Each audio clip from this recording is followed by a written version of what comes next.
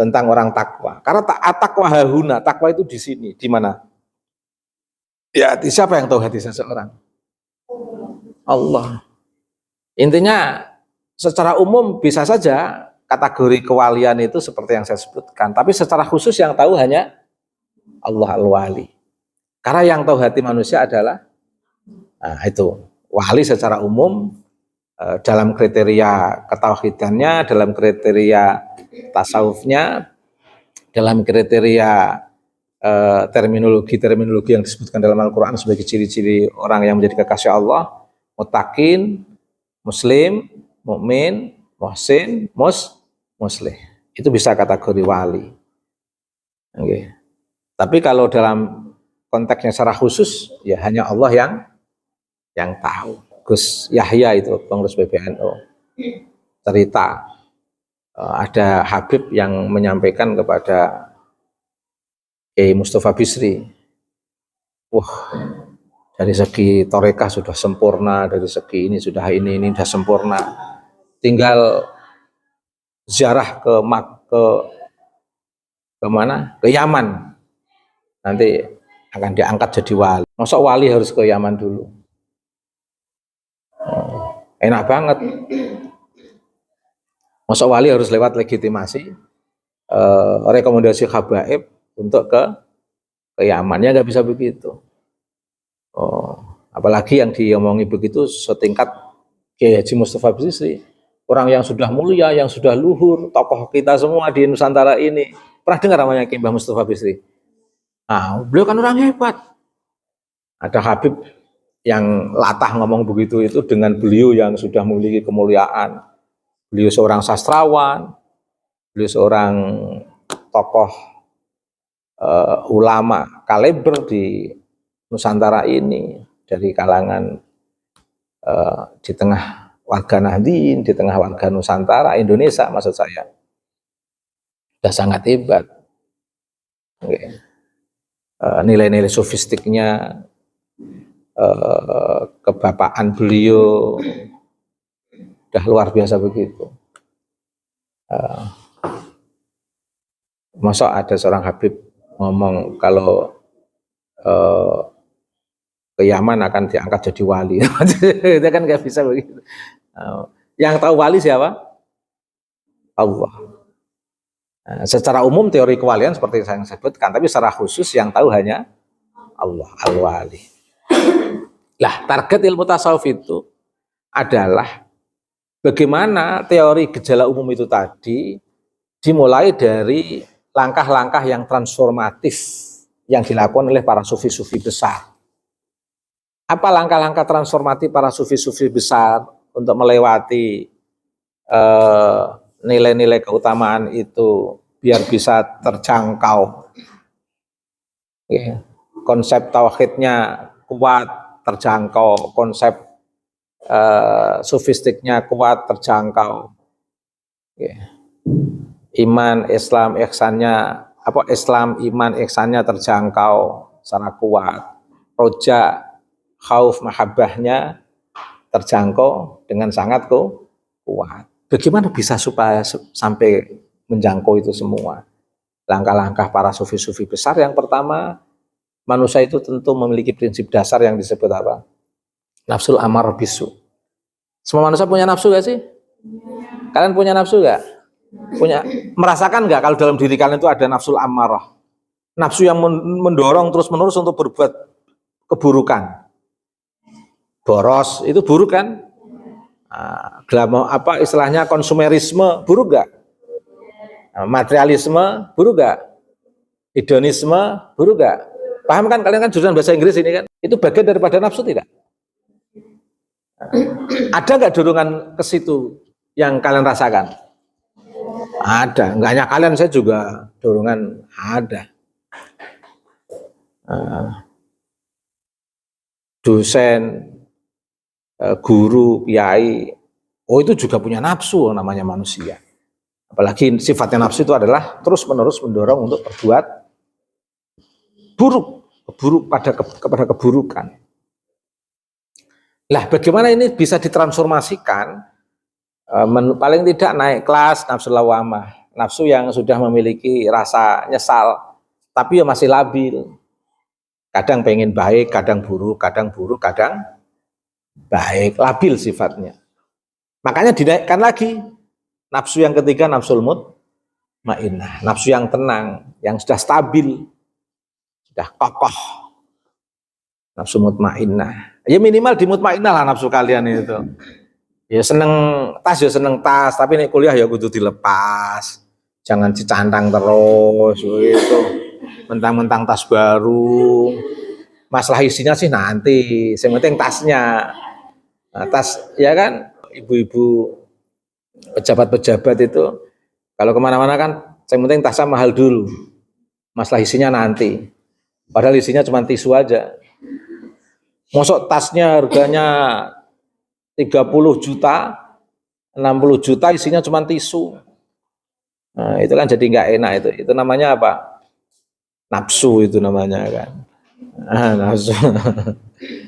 Itu.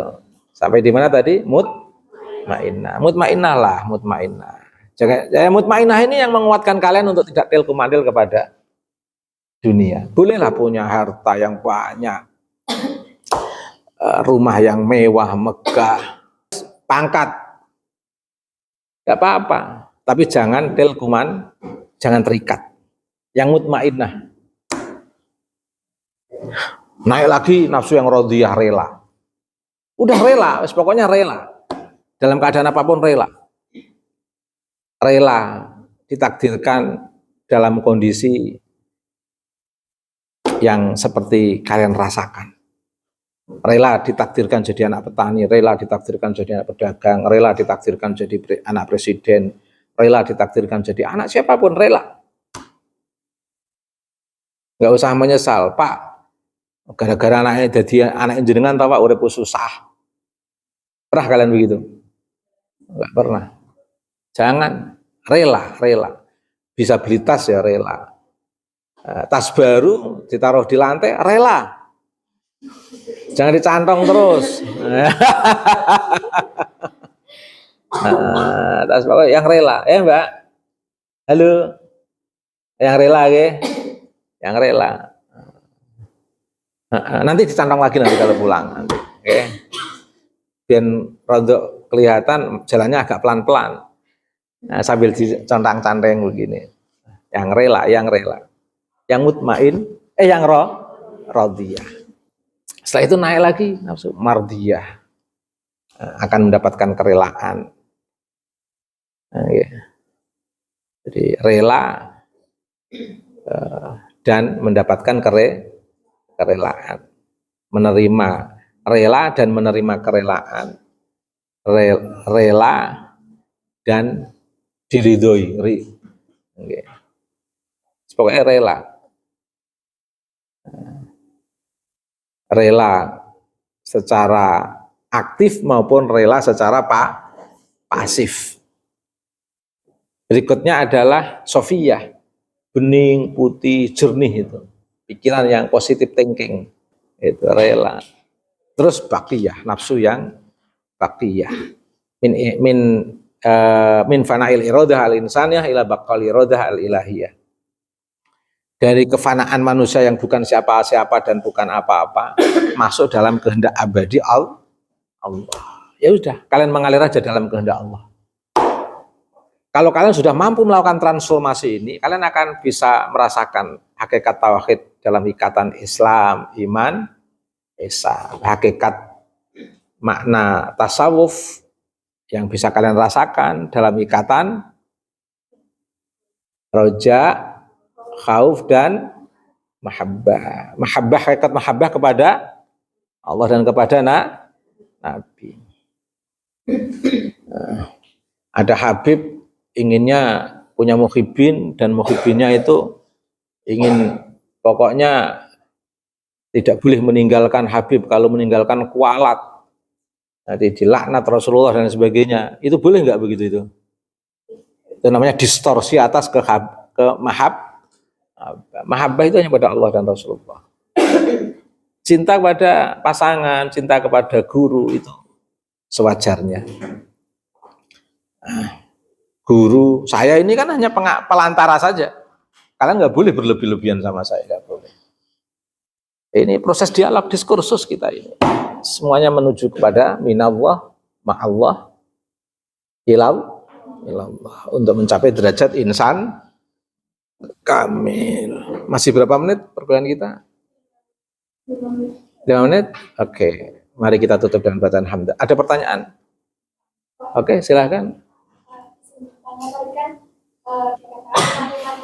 tapi kalau sholatnya itu berkhusyuk itu termasuk imannya kurang atau gimana? Ya, tapi tetap sah kan yang penting. Tugas Islam itu kan dilaksanakan saja, nanti hasilnya kayak apa ya tergantung Allah.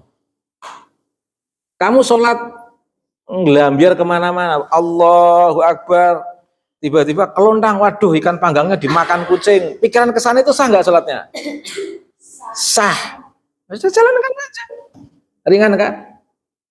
Nggak usah sampai mentendang-mentendang Allah. Dibikin rileks saja, sah. Ada tetangga yang ada jamaah ngaji saya, Kang Obed itu gimana itu? Orang sekarang haji atau selfie ya sebenarnya. Begitu di Mekah kok kirim foto ke teman-temannya kemana? Enggak apa-apa, wong Islam itu targetnya haji kok. Targetnya berangkat haji, masalah diterima dan tidak itu tergantung Allah. Gimana persoalan keyakinan itu?